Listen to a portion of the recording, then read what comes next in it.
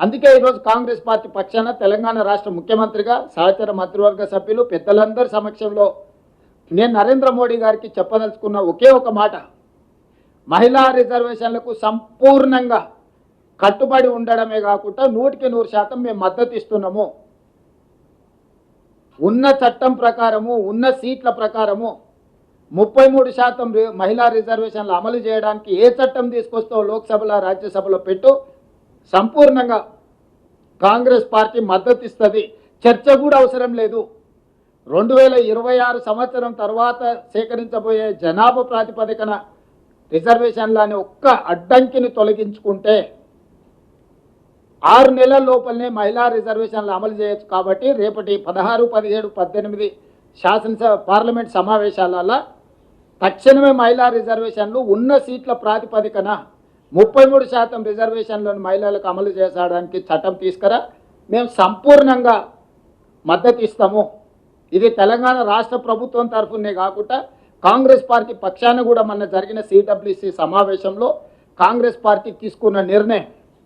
మహిళా రిజర్వేషన్లు మహిళల యొక్క రాజకీయ సాధికారితను కాంగ్రెస్ పార్టీ మొదటి నుంచి ఆకాంక్షించింది, మొదటి నుంచి అమలు చేసింది. 100% మహిళా రిజర్వేషన్లకు కాంగ్రెస్ పార్టీ కట్టుబడి ఉంది. తక్షణమే అమలు చేయాల్సిందిగా నరేంద్ర మోడీ గారిని మేము డిమాండ్ చేస్తున్నాము.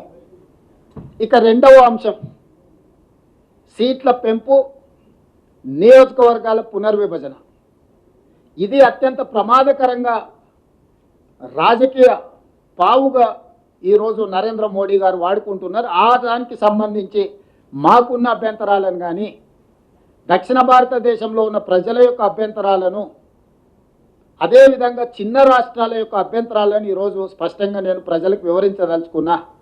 ఈరోజు నరేంద్ర మోడీ గారు ప్రవేశపెట్టిన గతంలో నియోజకవర్గాల పునర్విభజన 3 సార్లు జరిగింది. 1957లో నియోజకవర్గాల పునర్విభజన జరిగినప్పుడు 494 సీట్లు ఉన్నాయి దేశంలో లోక్సభలో. 1967లో నియోజకవర్గాల పునర్విభజన జరిగినప్పుడు 520 సీట్లకు పెరిగింది.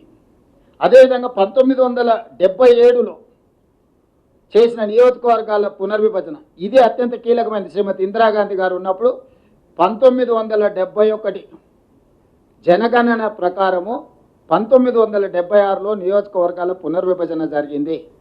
ఆ రోజు ఇందిరాగాంధీ గారు తీసుకున్న నిర్ణయాలు 542 సీట్లకు పెంచారు. తర్వాత ఒక సీటు సిక్కిం నుంచి యాడ్ అయ్యి ఈరోజు దేశంలో 543 లోక్సభ స్థానాలు నిర్దిష్టంగా ఈరోజు సంఖ్యకు మనం చేరుకున్నాం.